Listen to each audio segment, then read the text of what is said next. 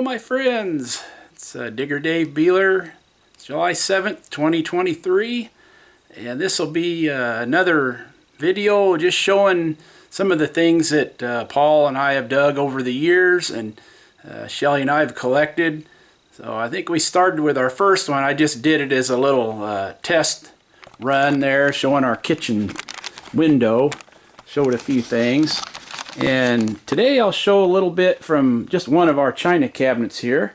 We got other ones over there, but we'll look at those maybe the next time. So what I'll do this time is we'll look at some of this stuff, and I think I'll just show them here in the cabinet, and then I'll pull stuff out of there. And I'll tell you little stories about different ones and where they're dug and this and that and the other. And some of this stuff I bought or got in trade. Some of the ones with labels and that. There's some fire grenades in here. You'll see got a little color assortment of those, and got some ink bottles. Got ink bottles all over the house. So I apologize for not having stuff organized. I've never been very organized. Continue to this day. Just turned 63. So anyway, this top shelf. I don't have stuff necessarily on the top shelf that are my best stuff. There's some pretty cool stuff down in here, but we'll just get started on it, and then I think what I'll do is I'll pull some of this stuff out and take it maybe in the kitchen window where you can see a little bit better. So, but there's just an assortment of things. Got even a few little mini lamps in here. Shelley and I like those, and there's some bitters, some of the St. Louis bottles there, a couple of the better ones I've dug in New Orleans, and Pitkin flask. Actually dug that in New Orleans. That was pretty cool. One of the older holes down there. And just a lot of stuff, a lot of inks, some really scarce inks and some not so scarce, but just different stuff. So alright, some other bitters there, a couple with real interesting story where they were found. And a nice London Jockey Club bottle there, and got some pot lids. Got a lot of those that we've dug over the years. Cosmopolites there, a couple flasks, some stuff down in there. Can't see very good, but all right. Well, I think I'll get started here. So I'm gonna come up here. I think we'll start with the top shelf, and I'll go ahead and take some stuff off of there, and then we'll just work ourselves down. So hang tight here as I go and get me a box. I'll take some of them out of there. Okay, first bottle on the top shelf, going from left to right there in the back. It's a real large green open paneled, well, it's like a puff. You see big open panel scar on the bottom, and it's about the biggest puff that I've ever seen. But anyway, it's a real nice bottle, probably 1840s, 1850s, and it does have scratched into it. Can't hardly see on the shoulder. It looks like a TR and a 14 or something, 14 ounce maybe. But anyway, yeah, it was blown in a dip mold. We call them a puff, but it was a cylinder dip mold, and no mold seams on it. Nice applied top there. So yeah, it's a real nice big old bottle. Okay, the second one is a Dr. Woodworth sarsaparilla, and that's a great big gnarly open panel on the bottom of it, and it's from Birmingham, Connecticut, not Alabama, but Connecticut. So that's another nice big old early panel medicine, 1840s, 1850 era. Dr. Woodworth sarsaparilla. I've had that in collection for quite a while. Nice big old bottle. And number 3 is a Double Eagle flask, Pittsburgh. It says in the oval there, it's a really dark olive, got black glass. It's not paneled, it's early hinge mold, but nice applied lip on it. I don't know if you can even see the color through there, but it's a real pretty olive green. And yeah, we dug that one in St. Louis several years ago. Nice bold embossing on that one. And here's one of my favorites that I've dug in New Orleans. Dr. E.J. Cox, New Orleans, it says on it. And this one doesn't have Southern cough syrup on the back. I've dug another one that does. I didn't have that in here with it, but it's open Pontiled. But you can see it's kind of a pretty green color. Embossed in a like little slug plate panel there. Dr. E.J. Cox, New Orleans.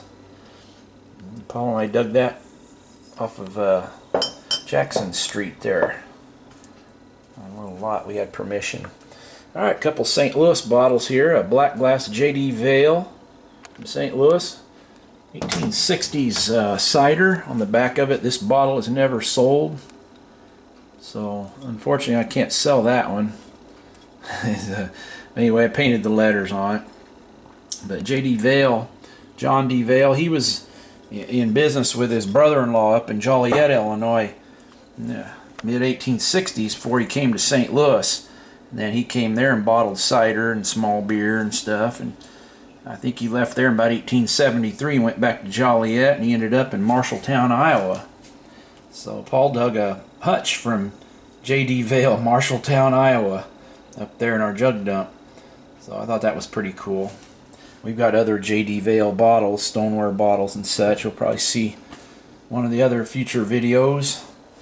And the last one, the first group here, is a Icon Graph. It's got the address there on 7th Street in St. Louis.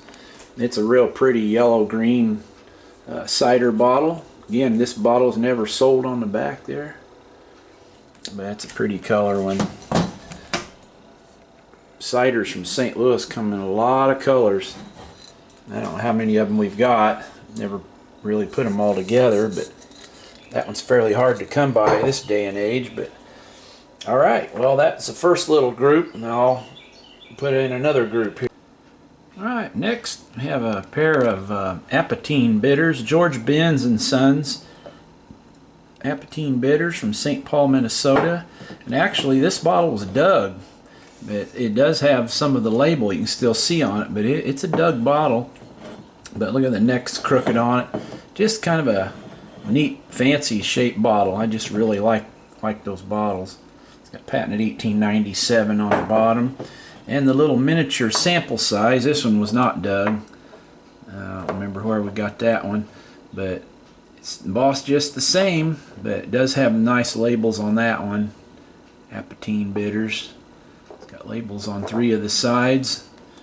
I think it's got the patent date on the bottom also, 1897. But just cute. They gave away the small size, you know, to get people to buy the bigger size bottles. But anyway, we'll be looking at more bitters at some point.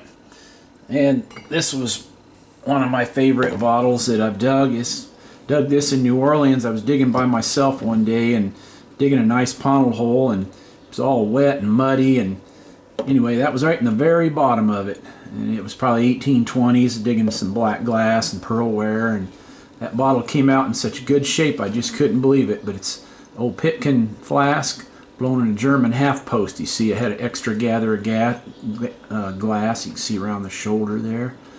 But anyway, just a beautiful bottle. It's blown Pitkin Glassworks out in New England, probably 1815, 1820s. So it's amazing that it survived whole.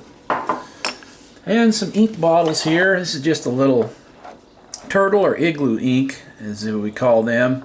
It's kind of a nice little green, got a letter D on the bottom of it, but nothing fancy about it. Just wanted to keep it. You know, a lot of the ones that I've dug just have some meaning to me. Here was another little umbrella, and this one's fairly scarce. It's a J.J. Butler, Cincinnati. It's embossed on that one.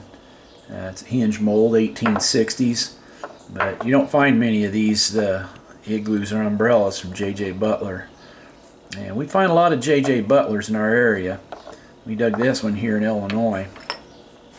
And this was called an umbrella ink. It's a pretty green color, 8-sided.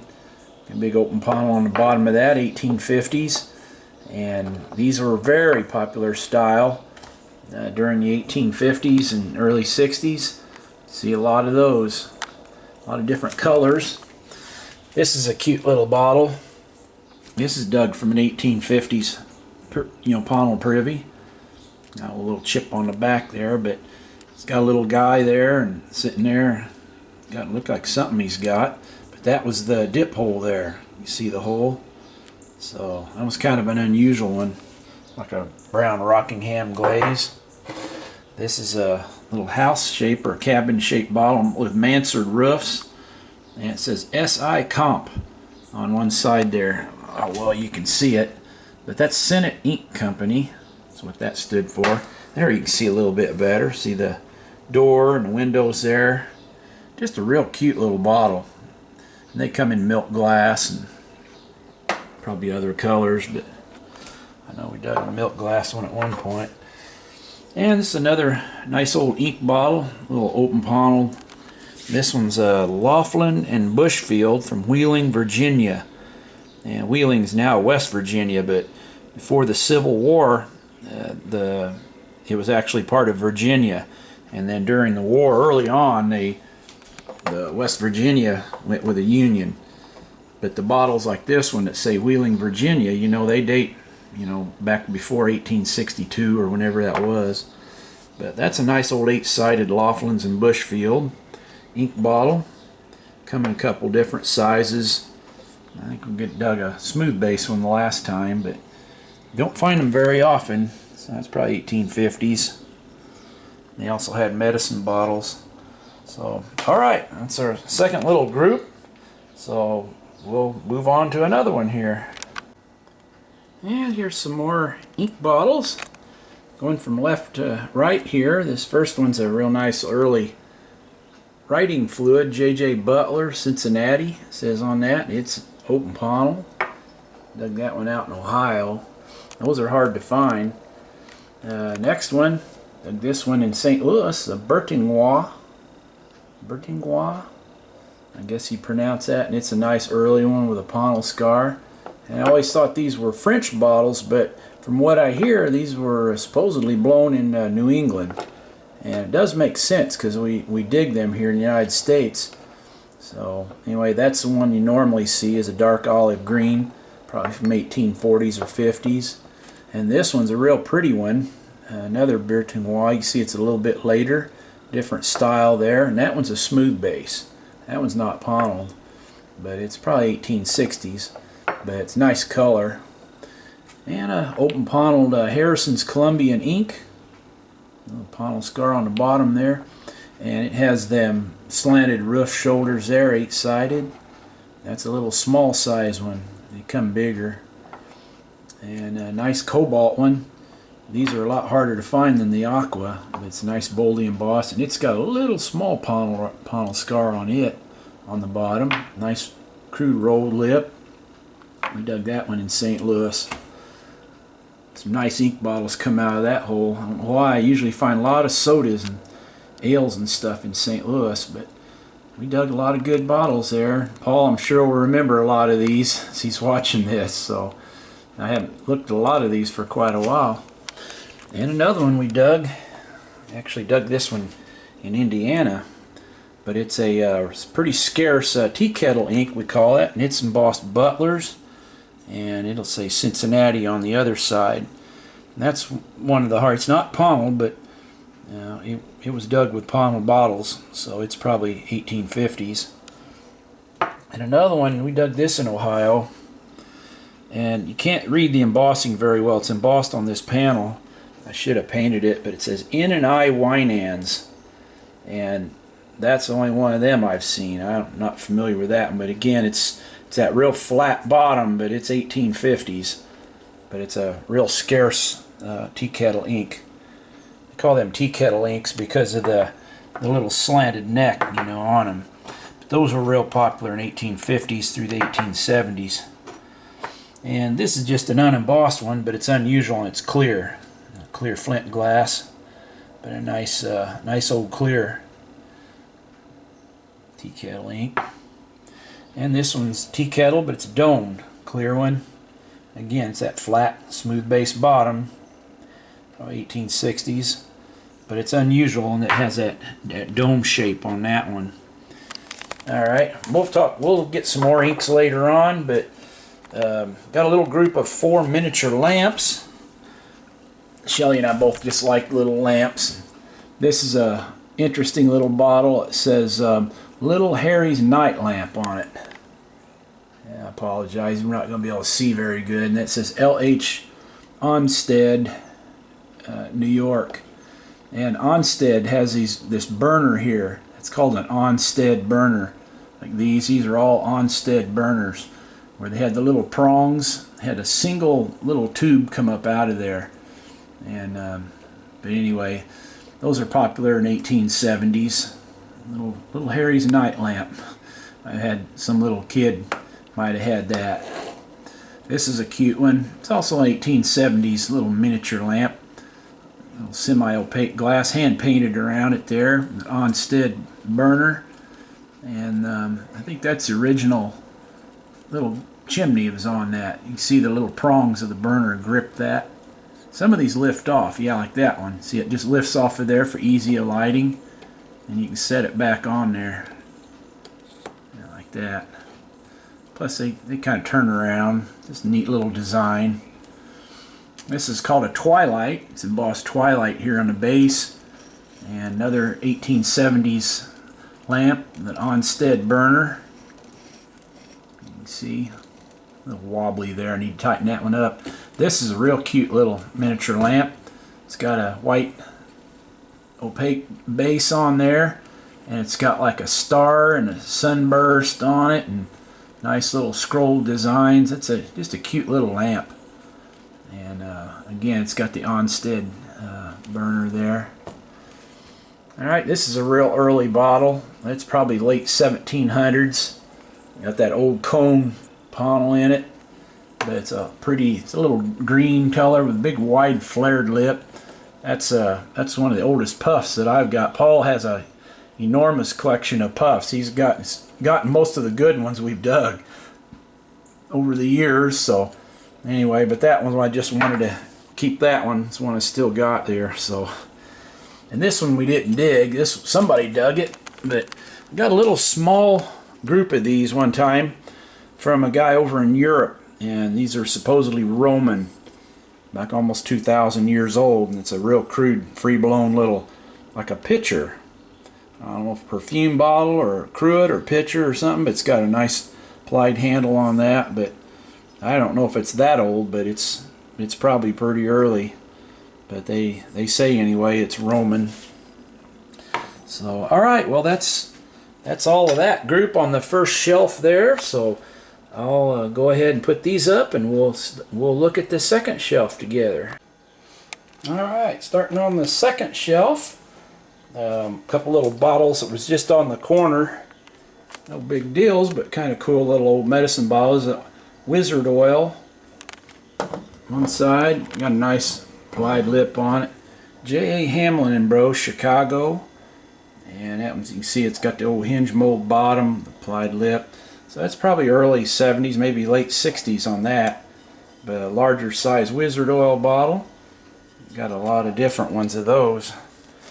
This bottle's kind of cool. It's Rig and Company's Diphtheria specific. Not a particularly old bottle, probably 1880s, 90s. But I remember digging that out of a privy in Decatur, Illinois. And it seems like I found something on that it's an Illinois bottle, but I can't remember what. I don't know if it was Decatur or Springfield or where it was, but kind of a nice old amber bottle. I think it's the only one I ever dug. There's one that Paul and I dug several years ago out of a nice early Pontiled hole in St. Louis. It's multi-sided green. It's Pontiled, open Pontiled on the bottom of it, like 8-sided medicine bottle, but just kind of a cool looking bottle. Nice green color on that. Wish it had something embossed on it, but nice early plied double ring collar. And this one's one of my favorite bottles of all time. Dr. Harder's Wild Cherry Bitters, and it does have the cherries on the side, which is really scarce. But this bottle has a great story. I dug it in Fillmore, Illinois, in the barn of my grandma's house many years ago, and I was down there to visit my uncle who was living there, and went out to the barn, was just talking to him about airplanes and different things that he's really into, and he went back in the house, and I was back in the back of the barn, and And I knew the property was built there in 1890s.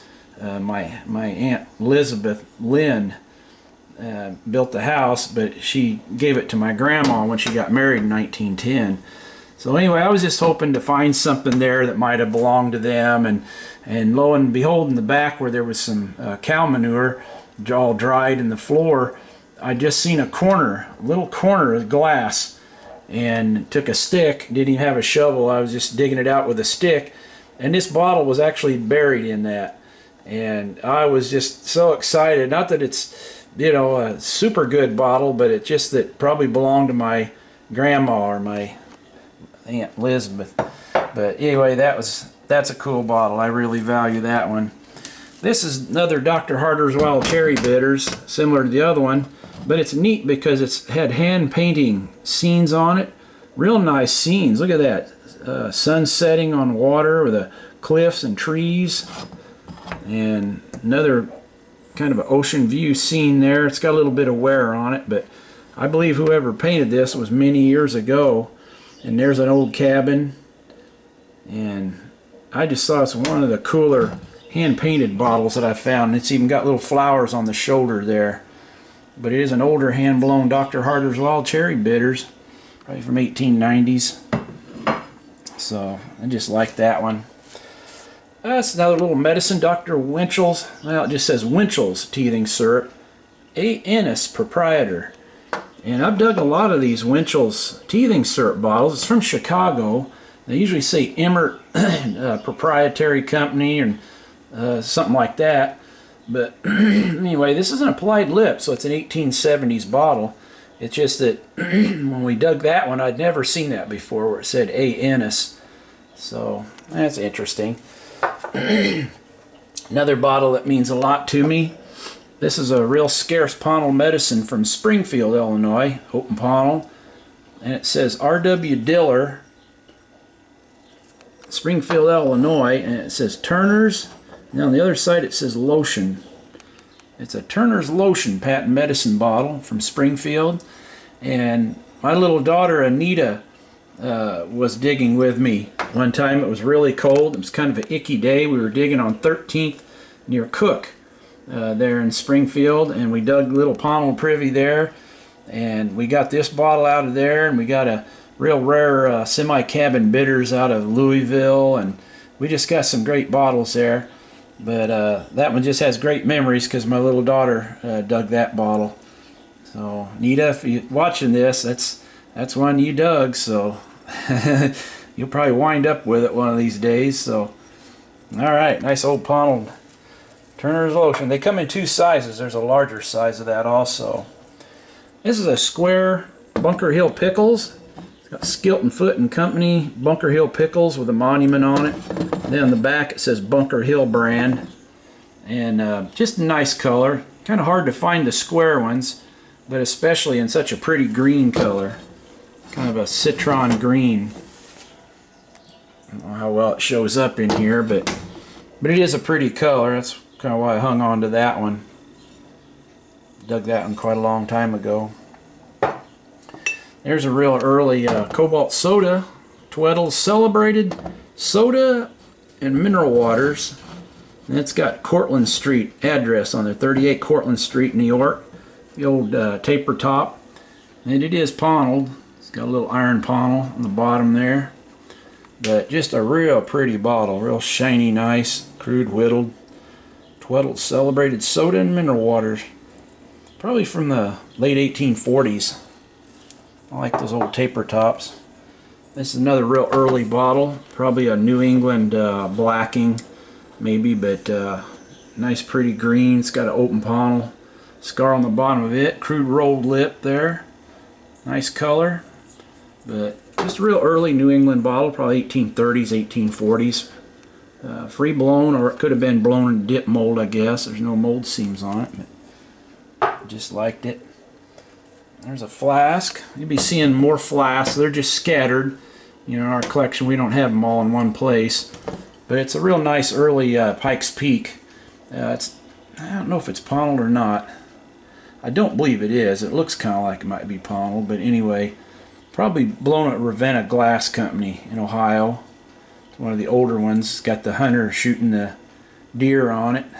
And remember digging them Pontiled. This one's had it tumbled, been cleaned, but it's nice and shiny. I just kind of like it. They come in a bigger size too and smaller. This is probably one of the newest bottle I got. But we don't really collect the violins, but just hung on to this one because it's a real pretty ruby red. Just like the color. Shelley likes the red ones. It's still got the sticker on it. You know, it was made, but it's the hand-blown ruby red violin bottle.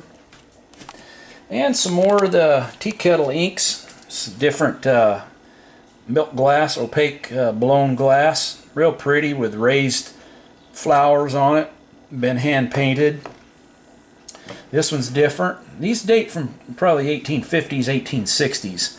They got a flat bottom on them. This one has raised gold colored flowers both sides. Real nice one. We just kind of like those. And another opaque milk glass, and it's got flowers on it also. And just little different styles to them. This is real pretty. It's a real deep violet. Real violet colored tea kettle ink. I did not dig this one, but I dug a couple of them just almost exactly like that. Paul and I dug one in New Orleans.